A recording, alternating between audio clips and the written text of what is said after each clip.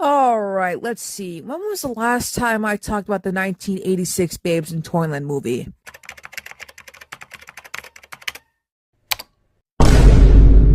3 years ago?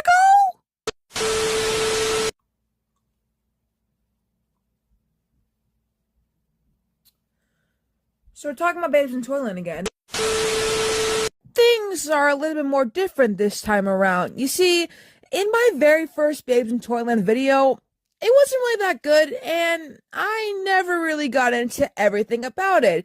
I just mainly talked about the 1986 version, but there are several other versions of this, and what people don't even know is that this was made in 1903. The play, the operetta. Like, there's so much to this. Babes in Toyland is an operetta composed by Victor Herbert with a libretto by Glenn MacDowell, which wove together various characters from Mother Goose nursery rhymes into a musical extravaganza. Following the extraordinary success of their stage musical The Wizard of Oz, which was a 1902 musical extravaganza based on the 1900 novel The Wonderful Wizard of Oz by L. Frank Baum. Babes in Toyland has had many film adaptations even before the 1986 one with Keanu Reeves in it. Like in April of 1930, they were gonna make one, I think. But they never did because the Great Depression. But eventually, someone purchased the screen rights from the original person who purchased the screen rights in 1930. They purchased the rights from that person from 1933, and then 1934, they would make Babes in Toyland, which, yeah, that movie's old as shit. So then eventually, Walt Disney made their own version of Babes in Toyland in 1961. The Wikipedia article doesn't really mention the, yeah, it doesn't mention the 80s version, actually. I don't see it. Oh, no, wait, they did. They mentioned under television because because the Keanu Reeves one was a made-for-TV movie, so that counts as television. But anyways, that's enough yapping about the origins of the Babes in Toyland operetta.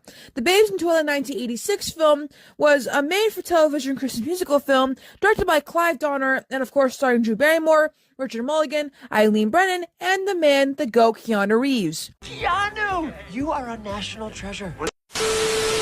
Shot on location in Munich, West Germany in summer of 1986, it was broadcast on NBC on December 19th of 1986 and released on VHS in 1991.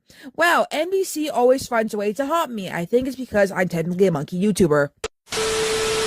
This movie technically has some lost media because it was shortened to 94 minutes for the overseas theatrical release. It is this version that received a worldwide home media release, leaving the original 145-minute cut unreleased. So therefore, lost media, like the Monkeys uncut version of the movie Head. Drew Barrymore plays a girl named Lisa Piper, who is 11 in this film, and she's from Cincinnati, Ohio. You know, a lot of things make sense now. Anyways, she cares for her family because her father's passing made her grow up too fast, so she doesn't like to be treated like a child, and she doesn't have any time for toys. But that's like besides the point. Her sister, Mary, played by Jill Schloen, who is best known for being in the 1989 Phantom of the Opera. Anyways, Mary works at a toy store run by a man who, like, constantly, I can't say on YouTube, SH. I can say SH. SH. Which is just terrible because she literally has a boyfriend who also works at that store, played by Keanu! I just spared you all from a Dreamweaver sequence, you're welcome. The boss's name is Mr. Barnaby, I think, but that's besides the point. He's mad because everyone leaves in anticipation of a blizzard coming on Christmas Eve. So Mary and her boyfriend Jack take Lisa and also their friend George, who's he played by? I know I'm reading all the people's names, but it's important to know these things. Googie Gress. This man's name is Googie Gress. I am not actually kidding. I know you guys are going to say I'm a liar. Googie Gress. Anyways, they're all driving, and then a snowy accident happens. And because this is Ohio, Lisa gets thrown out of the car and transported to Toyland because Ohio. This is where Lisa, like, Toyland's really weird. And also, I don't know if this is, like, based on her imagination or whatever, because, her sister's boyfriend, and their friend all become, like, nursery rhyme characters, much like the babes in Toyland, what it's based on. But it's still weird because I don't know why. I don't know why. Lisa arrives just before Mary is forced to be wedded to Barnaby Barnacle. Yes, the guy that harasses her in the store is in this Toyland world too. And Mary is now Mary Contrary, and Jack is now Jack Nimble. You see how I don't like this?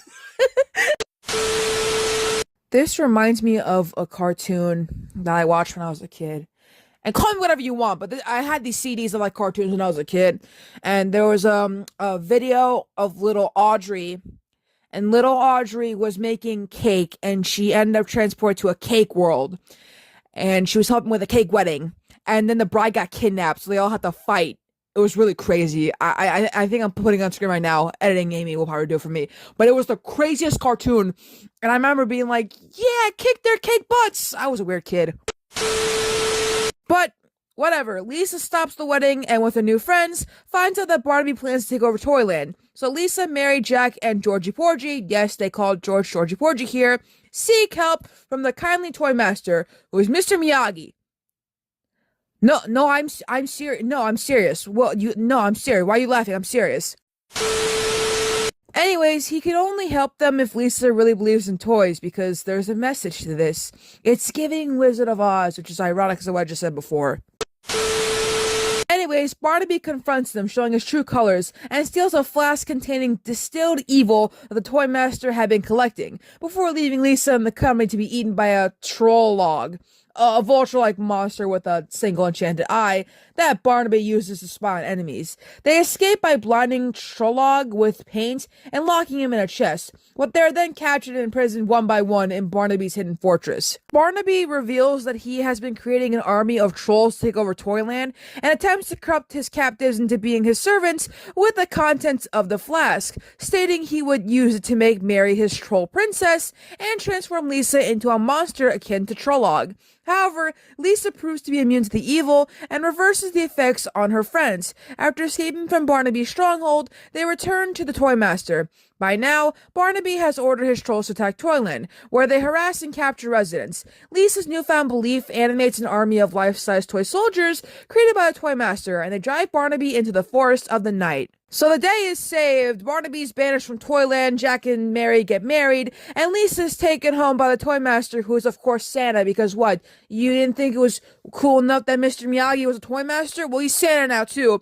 And they go in a sleigh with wooden reindeer. They travel to the Milky Way until she wakes up at home, as though it had all been a dream. But then, she notices a toy soldier identical to the ones from Toyland standing underneath the Christmas tree, which promptly salutes her, and that's the end of the movie. Now let me just say one thing about the musical numbers.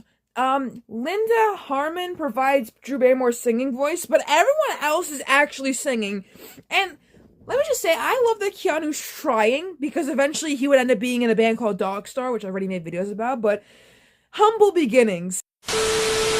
Although I'm still questioning if he really sang in the song It's the Feeling. I don't know why I don't think it's him. Is that weird? I don't know why I don't think that's him. It's definitely him, right? But this was certainly a unique Christmas video. Look, I was doing semi-normal Christmas videos, but now we're gonna get into weird territory. Join me on the next day of Christmas, where I talk about Fraser Crane being Santa.